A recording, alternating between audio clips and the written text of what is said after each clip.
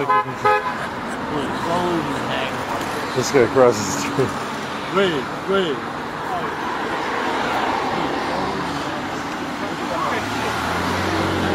Alright, here we go. I live in Kent and that. It's got a big one.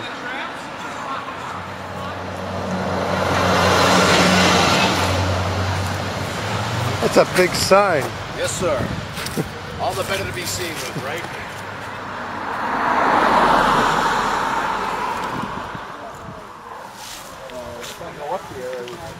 Probably give him to my brother. Probably should give him to my brother. Hello? He's on the main road. Waving, Noah.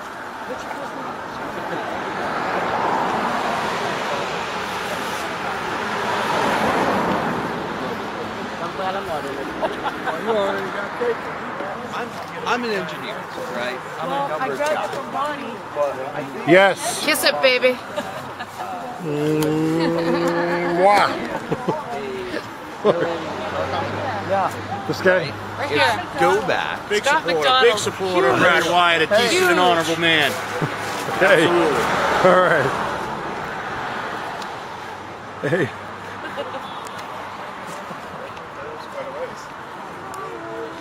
Hey. Come on, look alive.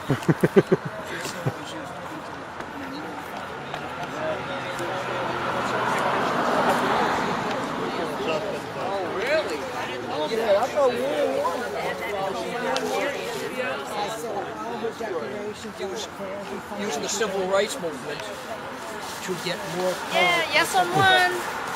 Yes. And yes, I'm Brad Wyatt.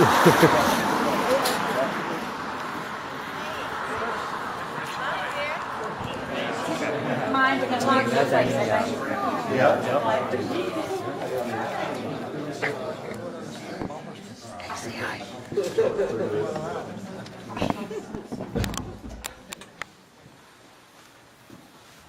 Good evening, and welcome to the Candidates Forum for the 12th Worcester District, which includes Berlin, Boylston, Clinton, Lancaster, Precinct 2 in Sterling, and Precinct 2, 4, and Northborough.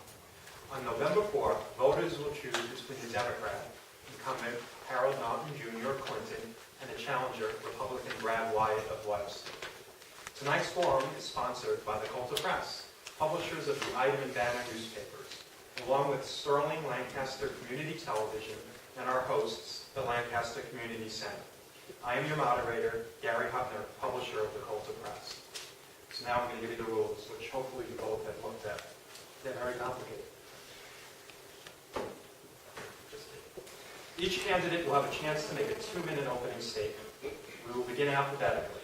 So we will start with Incumbent Harold Naughton Jr., followed by challenger Brad Wyatt. We will then ask a series of questions, with candidates getting 2 minutes to answer.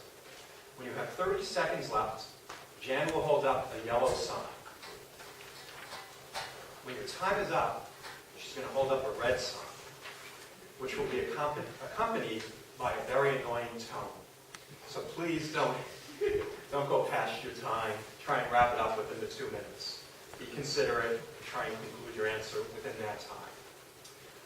When we get to the questions, we'll start with Mr. Wyatt going first on question 1, then Mr. Naughton going first on question 2, and back and forth. After the questions are done, we will do closing statements. Each candidate will then again have 2 minutes. We'll start with Mr. Wyatt and conclude with Mr. Naughton.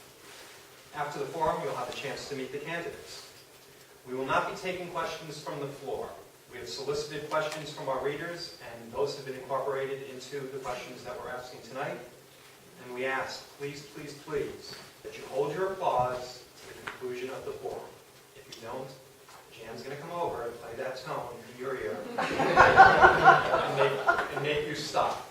And I also, before we get started, want to thank Sterling-Lancaster Community Television once again, the Lancaster Community Center, and Director Alex Turner for allowing us to use the Community Center.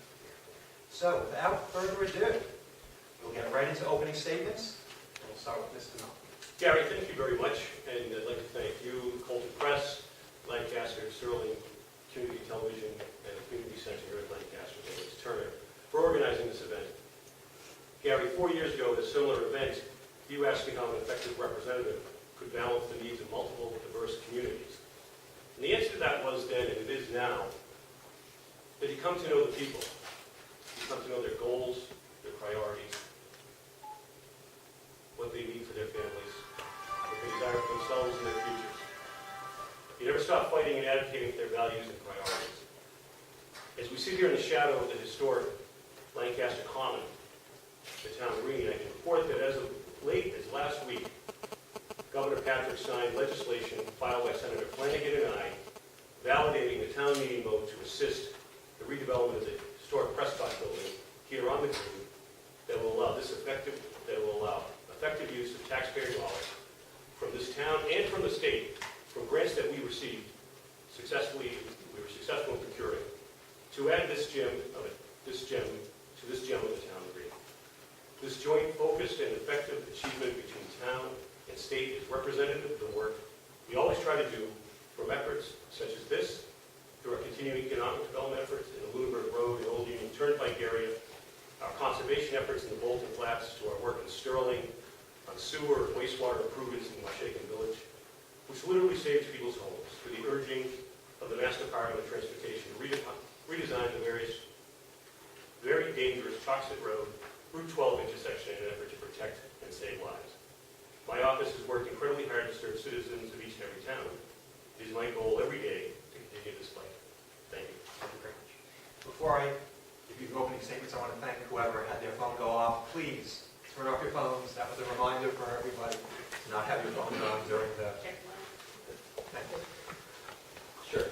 I want to thank the Clinton Item and Banner, Sterling-Lancaster Cable, and everyone who came out tonight and is watching at home.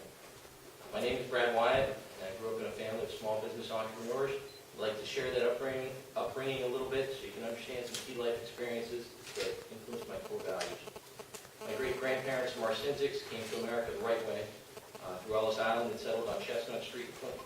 Eventually, my grandmother, Helen Marcinzic, started a dress shop on High Street. She married my grandfather, Roger Nowak, who always stressed to me the importance of hard work and told me tales about planting apple trees for a nickel each. Eventually, he became plant manager of Van Brody and Trenton, now Weetabix. And later had 40 patents and started his own plastics company. You can see some of the products that he made over here. On the other side of my family, my father, Peter Wyatt, was an orphan, joined the Air Force, served honorably in the Korean War, earned an accounting degree, and started New England Diamond, making diamond blades. He was so proud of American manufacturing. We had tools for construction and manufacturing in 6 states, and there's diamond blade there. They taught me to respect my employees and my customers, work hard, and always deliver a quality product. I started out delivering newspapers, then I worked in a convenience store, and I always wondered, convenience store cigarettes, people said they were going to quit if it was $3 a pack, it was $2.55, and I think the tax is the second highest in the country now, it's $3.55 for a tax.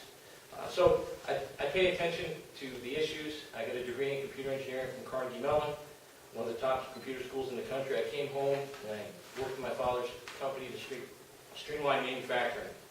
Running a small business, working with customers, suppliers, and vendors, employees, developed a balance with many tough decisions, and I think I'm the right guy to try to make some tough decisions to make our district better place.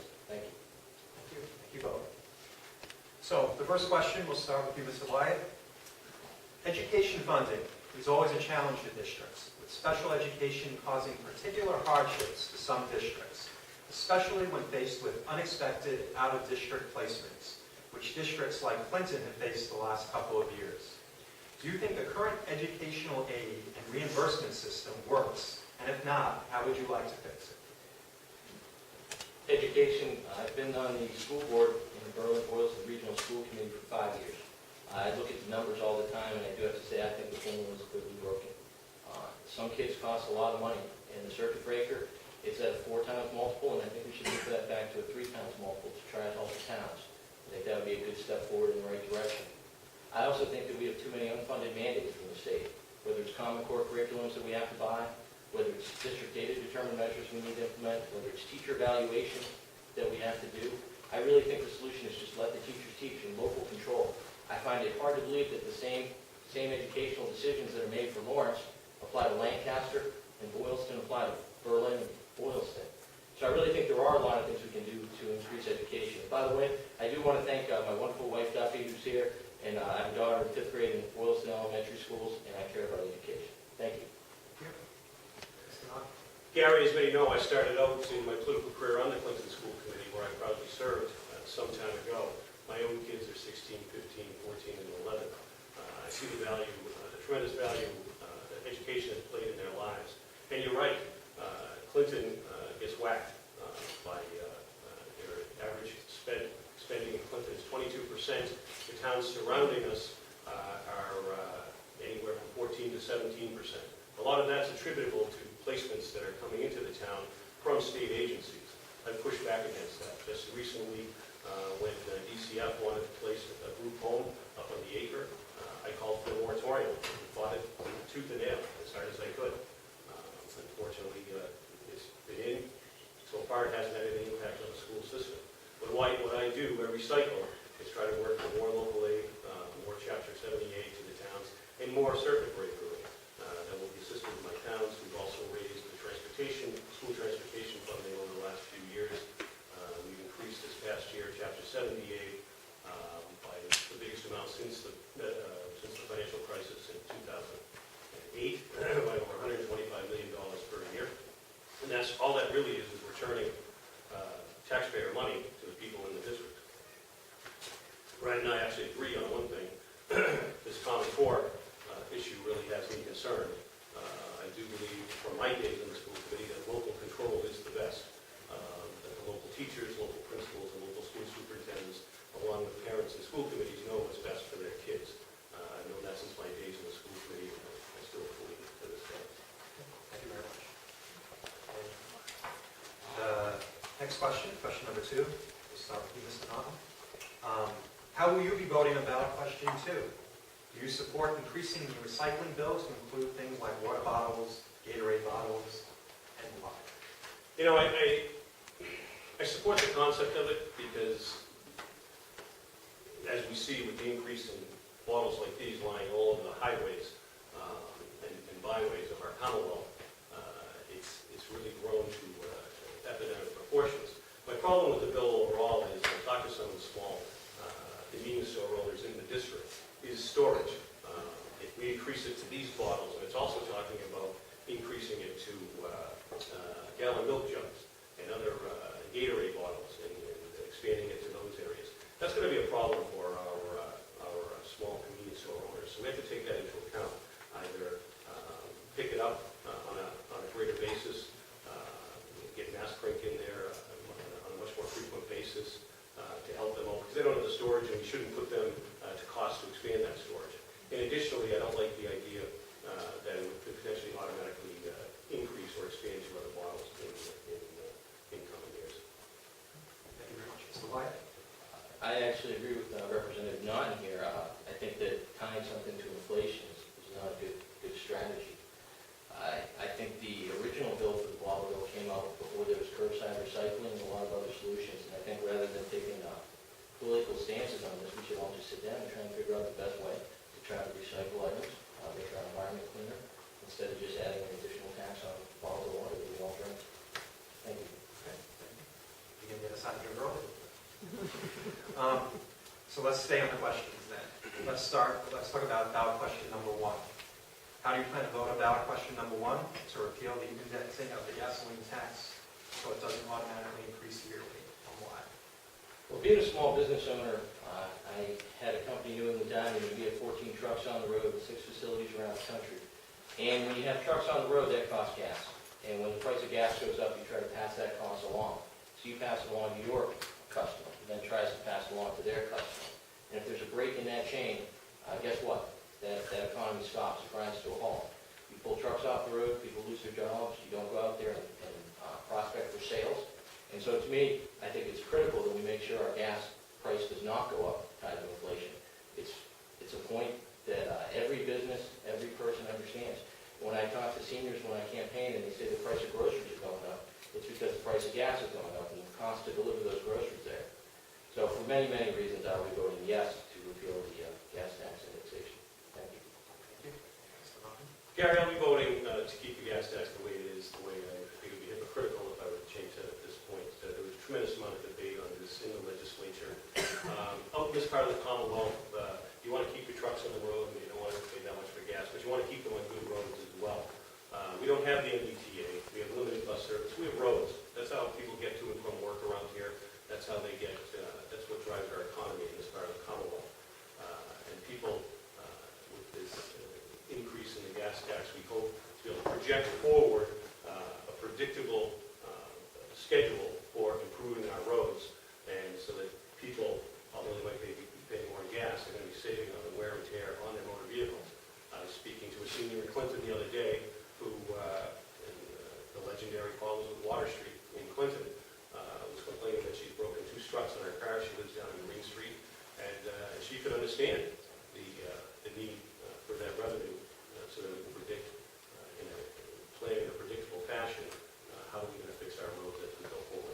That's our bread and butter around here. That's our transportation. It drives the infrastructure around here. Has allowed Nitro to expand to its new facility, flooding the district over with Devons. It's allowed other economic development to go on in the area, and good infrastructure drives economic development. Question 4, we'll start with Mr. Naughton. Towns are frequently budgeting blind, having to use the governor's local aid proposal to set budgets because the state aid package is not finalized until after towns have set their own. There is frequently a lot of politicking between House 1, the governor's proposal, and the final budget approved by the House and Senate and sent to the governor by vetoes. How would you change the process to give towns a better picture of aid so local officials can set more realistic budgets going forward? Sure. Well, every year for the last several years, we've passed with bipartisan support. Early in the legislative year, early in the budget cycle, we've passed a local aid resolution. The governor comes out with his budget in January, his proposed budget in January. House Ways and Means has been working on their version of it for some weeks prior to that. And sometime when we get some idea of what revenue is going to be for the rest of the sitting fiscal year and the next fiscal year is when we're able to arrive at proposals for local aid, for Chapter 70, for Chapter 90, for unrestricted local aid. And usually in the area of late March or early April, we are able to take a local aid resolution, and again, generally with bipartisan support, which guarantees a minimal level to towns of what they can use in the planning of their budgets. Normally, at least in this past fiscal year, we were able to then come back later on in the fiscal year and be able to propose an even higher level of local aid, because we had greater knowledge of what the revenue was coming down the pike, and which has been assisting the towns. And the example being, right here in the town of Lancaster, they're going to be able to close their books with a $100,000 surplus in free cash this year because of prudent fiscal management in this town and assistance from the Commonwealth. Being on the school committee, the school budget, especially with the region, is very complex, and so I jump into the budget all the time. And I do have to say it's very inconvenient when we don't know what our numbers are going to be from the state. That being said, I think there are some things the state can do better.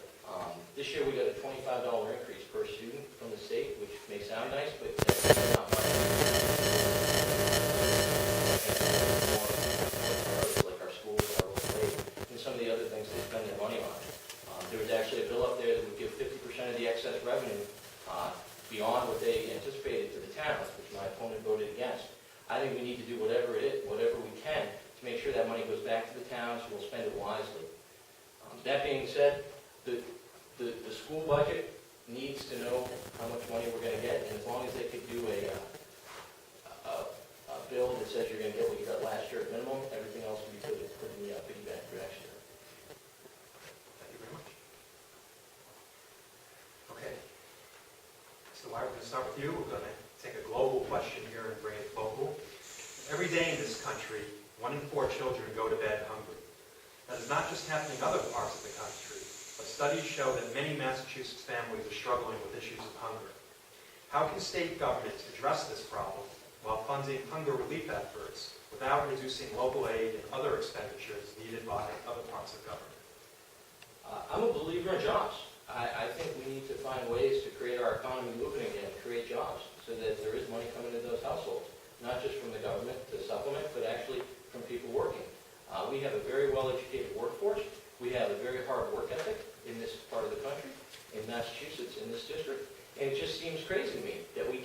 find a way to create jobs in this state.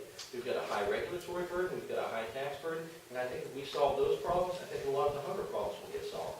I think if you just nip around the edges and try to feed kids, you're not going to solve the problem ultimately. I think ultimately, we have the opportunity here. We've got a central location, but yet we have inventory tax. We've got down in Texas, where I had a facility, if you did less than $400,000 in revenue, you paid zero corporate state income tax, which encouraged small businesses to grow. Governor Baker, or candidate Baker running for governor, has actually adopted that in his platform. I think solutions like that to really help the small businesses grow, to get our economy rolling, that's the best way to help. Thank you. I agree, economic development is the way to go. We have a proven track record of encouraging, enhancing, and supporting business development in this district, from as recently as the money for incubator startups that we've gotten passed through the state budget to return taxpayers' dollars to the district on the edge of Lancaster and over on the edge of Northborough to drive small businesses and jobs into the district, to infrastructure enhancements, again, on the roads surrounding the district and into the district, to the River Bridge project in Northborough and the Northborough-Berlin line, to St. Cobain, Northern St. Cobain, to Dewey Pile, to the Knight Road expansion. These are all assisted by very, very hard-working business people stepped up. They were all assisted by projects and the medical devices bill, the economic development bond bill, the transportation bond bill, where the state came to the table and provided a certain level of support to allow these companies to do this. And we could go on with funding we've advocated for in Boylston on Route 140. There's a lot from the savings bank to work to move up that way. So all of these things can add to a rising tide. A rising tide lifts all boats. But we can't ignore the issue of child hunger by simply saying tomorrow we're going to create all these jobs. What we can do is work in public-private partnerships, work with the small towns, work with the largest cities, legalizing our food banks. That we have in each and every community in this district. People work very hard. Volunteers work very hard. We have a very strong tradition of volunteerism in this area, where people step up and help their fellow citizens. And I think we do our best to enhance that. Thank you very much. Last question before closing statements. I've asked you a lot of specific questions, given some good answers, but let me give you a chance to tell me what you feel is, what is the biggest challenge facing the district? And how would you address it? I think we've been on the theme all night, and that is how to keep good jobs for good people in this district, well-paid jobs. The economy is run along in fits and starts since 2008. The unemployment rate in all 6 of the towns in this district is significantly lower now than it was in 2008. But it's still not enough. People are working more, but their salaries aren't rising quickly. What we've got to do is continue to enhance partnerships between the towns, the state, and find ways to assist private industry in expanding their job space. The way Tyca, a company in Clinton, which moved from Waltham to Clinton because of lower costs to do business out there. Among those lower costs are the incredibly inexpensive water costs out here, because we have fought very hard, this office has fought very hard for the last 20 years to maintain Clinton's historic rates in water from the Wachusett Reservoir, and reimbursement to the town for the use of the 40% of the land taken for the building of the Wachusett Reservoir, and the reimbursement and the running of the Clinton Water Sewer Treatment Plant that is controlled by the MWRA, and the cost of that comes over by the MWRA. We fought that battle every year for 20 years, and we wanted helping to keep those costs of doing business low in this area. Mr. Wyatt? I believe it's jobs. I don't think the cost of doing business is very low in this area.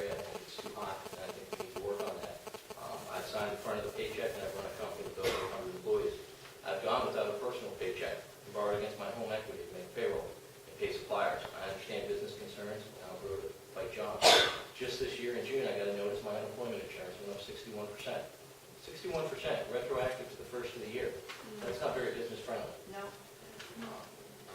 Small business, entrepreneurs, innovation, technology, that's the path to the future economic prosperity and jobs. And every vote I take, every decision, will be encouraging them to build businesses in our district. I've been endorsed by National Federation of Independent Businesses. I've been endorsed by New Jobs for Massachusetts. I understand what it takes to create jobs, and I want to get up there and I want to work. And I will work hard to make it happen. And often I hear, well, we need to tax revenue and we put a burden on the business. Well, I'm here to tell you, the budget is $36 billion. There is waste, fraud, and abuse up there. And we need to dig in and look. It's not easy. It's a tough decision. You're going to ruffle some feathers. My opponents voted 99.24% of the time with the Speaker of the House. I'm not afraid to get up there and make a decision and go after it if we see something that's wrong. We need to save money, put that money back in the pockets of the people sitting in this room and watching on TV so they can spend it and get this economy going again. Thank you. Okay, yeah, well, it's closing, but Mr. Wyatt, you go first. Sure. Thank you again for the audience for their kind attention during this. Throughout this campaign process, I am continually thankful and humbled by all the grassroots supports that I get. My opponent and I have similar honorable end goals. We both strive to improve the quality of life of the residents of our district. However, to borrow a reference from the game of chess, we have different strategies to achieve that objective. My opponent may call himself a fiscal conservative, but that's just simply not true when he votes 99.24% of the time with the Speaker of the House. The tech tax, the gas tax, goes on and on. I believe that you can spend your money better than the state can take it from you and redistribute it. I believe your town can deploy unrestricted local aid better than they can offer grants and programs to your towns. I believe that local control of education, letting the teachers teach, instead of one-size-fits-all, is the best way for optimum learning. I believe the gas tax is a regressive tax that hurts the economy, and it hurts working families and seniors. It costs more to drive to work, and it costs more for the groceries that get delivered to the store. I believe there is waste, fraud, and abuse in that $36 billion budget, and I want to go find it.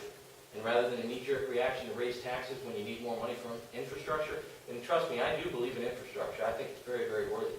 But there are other solutions. Maybe you could look at prevailing wage for some projects being dropped, things like that. But those are never talked about.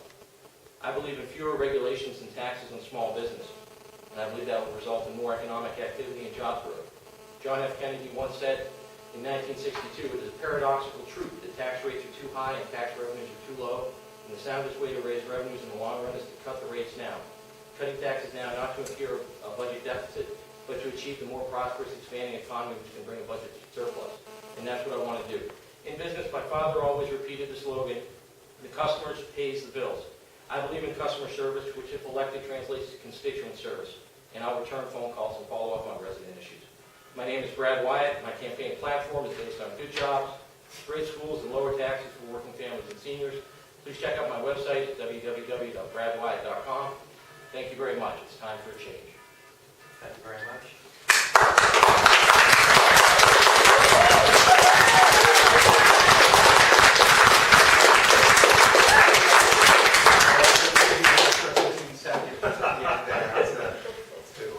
Even it out.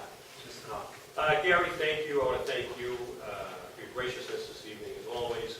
The banner, Lancaster Community Center, its turn. I've committed the last 3 decades of my life to serving our community. I'm sitting on the Clinton School Committee, to getting a job investigating welfare fraud in this Commonwealth, while I worked my way through law school nights. We're entering the district attorney's office here in Worcester County, fighting for safe streets and neighborhoods. When the opportunity to run for representative presented itself, I left upon it as another chance to serve. After 9/11, I followed the example of my father and millions like him and joined the United States Army Reserve in an effort to protect this country. I served in Iraq and Afghanistan.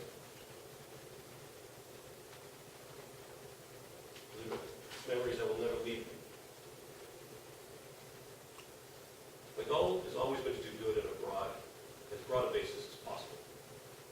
From individual constituent services to to the local issues that have been discussed tonight, to the fight for passage of the McNamara bill, based on the death of a call firefighter in this town, which is opposed heavily by the Boston crowd. Now we assure that every volunteer firefighter in this Commonwealth and his family can rest assured that they'll be taken care of in the event of a tragedy. It's a local issue. It's not some pie in the sky, philosophical discussion. That affects people here. I believe I've continuously reflected the priorities and values of this district. My greatest love has been as a husband. My greatest joy has been as a father. My greatest duty has been to wear the uniform of the United States of America. My greatest honor has been to serve you in the Massachusetts House of Representatives. I ask that on November 4th, you allow me to continue. Continue that fight for all of us. Thank you.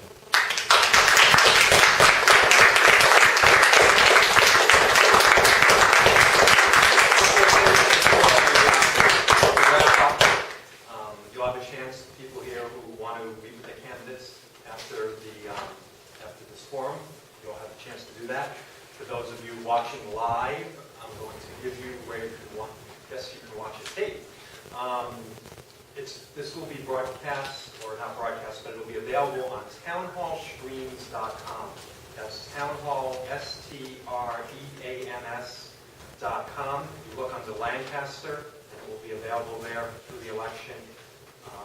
I want to thank both candidates for your respectful tone tonight and tenor, keeping within the time limits. Appreciate it very much.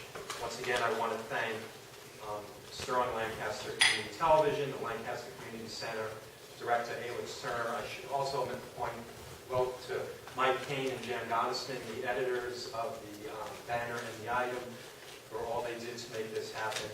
And once again, thank you for being here. Thank you.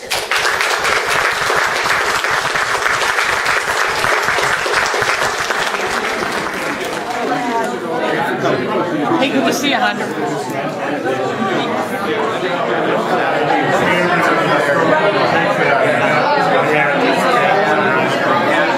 Take care of the guests. With the 10th, I want to see it in 45 days.